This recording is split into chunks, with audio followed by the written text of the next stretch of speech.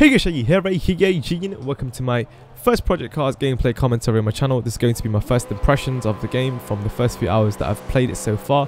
How I feel about it, what I think of it, and also my mentality behind the approach that I went for it at first and how I've sort of changed it in order to improve my experience so far from racing. And let me tell you something, man, I've got zero experience pretty much for sim racing. Like, I am absolute shit at it, and when I first started, man, I was struggling. And all my experience for console racing has been through arcade racing games like Burnout Paradise, Midnight Club, Need for Speed, GTA 5 as of recent, as you guys know, which I still play. And going back and forth between the two games is extremely difficult, having to adapt to the frame rate as well, when this is absolutely smooth and fantastic with amazing graphics, 60 frames, nice and sharp, crisp, you know, all the details you can see. But when you go back to GTA 5, you see the 30 frame drop. Oh my lord, the jumpy, skippy, all of this is just crazy. Obviously, eventually your eyes will get used to it the more hours you put into GTA 5 from switching back from Project Cars, but the back and forth switching can really fuck with your mind.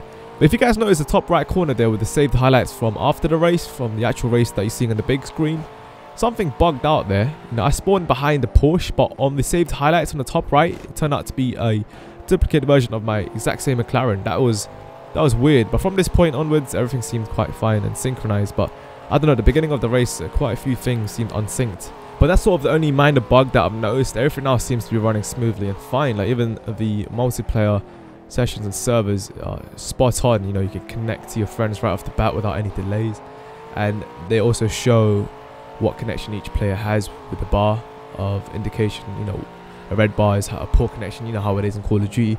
So it's one of those where you can sort of just tell if there's lag spikes. You can definitely tell it's down to the person's connection. It's nothing to do with the servers. So that's pretty awesome. I like that. You know, it's definitely things are moving forward with the gameplay experience of multiplayer, and I'm pleased to see that. Now, my first few hours of playing this game, I was absolutely miserable with myself, just because I was spinning out of every single corner I was approaching. I could not even get a single clean lap going. You know, I had no understanding of the car or the gear shifting, or how to approach a corner and what gear. You know, I was always downshifting to first or second gear corners that can be easily done through third gear, right? And then I was giving unnecessary power, just slamming the throttle down, thinking you can do this just like any other racing game. You just freaking slam it down with no regards to throttle control, to control the traction and all of that. You know, I just threw out the window, and I was getting extremely frustrated at myself. But one thing I learned from other people's recommendations and advice is that you should not jump into games like this right off the bat thinking you're going to do good. You know, you got to take it slow, and you got to take your time if you have no experience with sims like this whatsoever.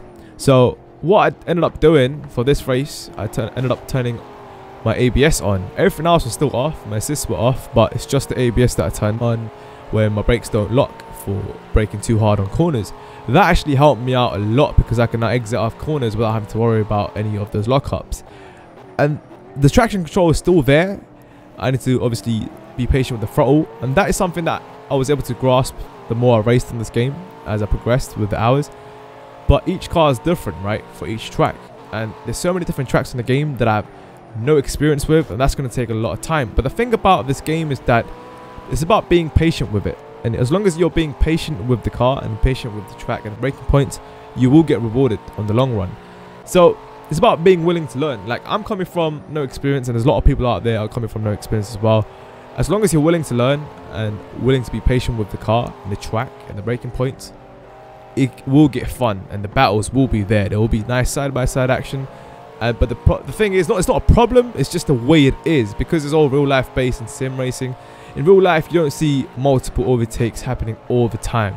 There's races obviously being patient about situations, and you won't always see overtakes, but you'll always see people applying pressure though. And it's extremely hard to go for overtakes as well in this game, because if you touch your opponent slightly, right, the other races slightly, you have to face extreme consequences, just like in real life. You know, they've made it that difficult, where it's extreme harsh environments where even if you go slightly off the dirt and you're given power, you can easily spin out. Even going over these rumble strips here, if you're given power, you can easily screw up. If you're trying to cut the chicane, which, you know, you don't get penalized for, but if you get it right, you can go so quick. But if you get it wrong, you can spin out like I did at the start of this race. But I was extremely surprised at my performance, because this is the first ever proper race that I've had where I was quite consistent from a scrappy start, but then at the same time was being applied pressure at the back with Zenzi, and I don't know how I managed to keep composed through this, but it's one hell of an experience if you get it right and are willing to understand it. But it's all about being willing to understand it. Thing is, I don't know, for me, I've never really given sim racing a chance just because I was absolutely ignorant. You know, that's all I can say. But if you're willing to give it a chance and willing to learn, step by step, it's all about step by step, then eventually you get better and better as you improve. But there's so much detail for this game, it's unreal. The amount of freedom that the person has in order to race the way you want to race, with the car tuning and configuration, the field of view. There's so much minute detail that goes into the game. It's unbelievable, and it's quite crazy how much time they've spent on this game with the details. If you go to the configuration menu, sometimes it can get so crazy. It's as if like you've bought a book you've never read, obviously, and you're trying to go through it from page 1 to page 200, but you don't understand F all unless someone actually ends up helping you and tutoring you. That's how it feels for me right now. It's as if I need a tutor in order for me to actually understand how certain things work. There's certain terminology in this game that I have F all knowledge about and understanding of, but it's one of those things that's quite interesting, you know. But there's certain people obviously out there that know a lot about this stuff, you know, that have experience from motorsport racing, from watching real life racing all the time. From personal experience, I've not really watched that much real life racing, and like I said, I've always played racing games for fun. But when you take it to this level, it can be extremely fun, but at the same time, a lot of people with the knowledge can really take advantage of the situation, and this game has a lot of knowledge involved, at the same time skill as well. Incredible car control gets rewarded, and I completely do respect that. Those people out there, right, it's crazy because there's certain people out there that, you know, raced with me on GTA 5 were not that great on GTA, but when they come onto this game, they're absolutely incredible, and I respect that, you know.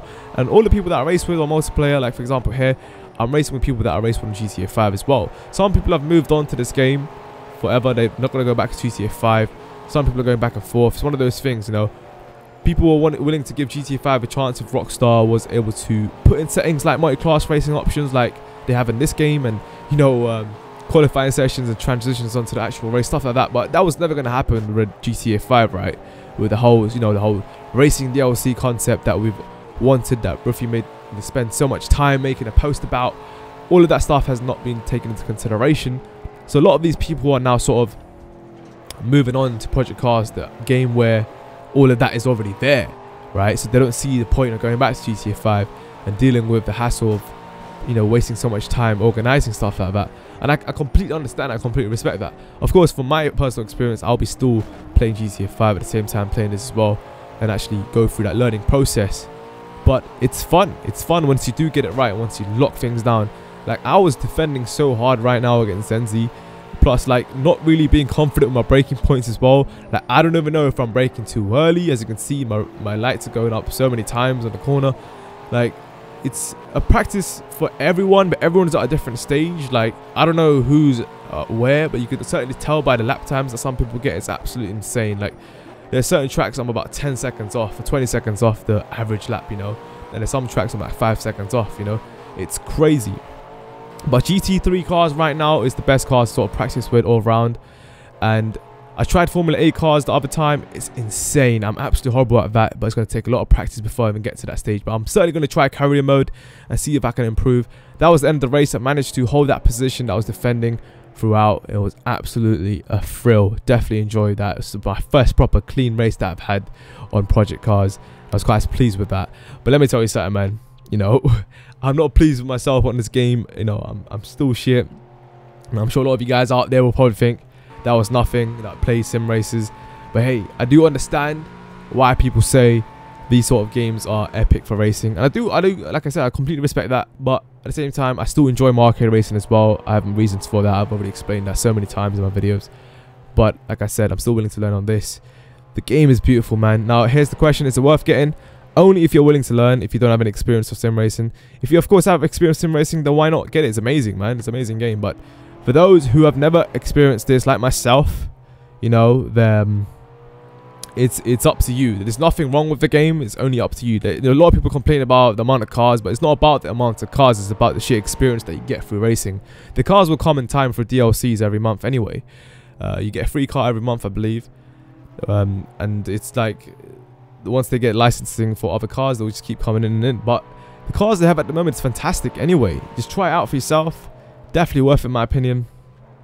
And I'm not bored of this game at all. And a lot of the people I play with absolutely love it. There's no complaints about this game just yet. There's nothing to complain about. It's all up to your responsibility, your knowledge, and your skill. That's about it, guys. Hopefully you guys have enjoyed. I'll see you guys next time. Let me know what you guys think in the comment section below. For those of you that haven't tried the game out yet and are judging it from visually, I would not suggest you guys do that. You got to try it for yourself to actually get the feel of the game in order to really make a judgment. You can't judge a book by its cover. Thanks for watching. Show your son now. Good night. Peace. Yeah. Hey guys, Shaggy here, aka G-Unit. Just to let you guys know, I just turned 15, 9th of May, 1995.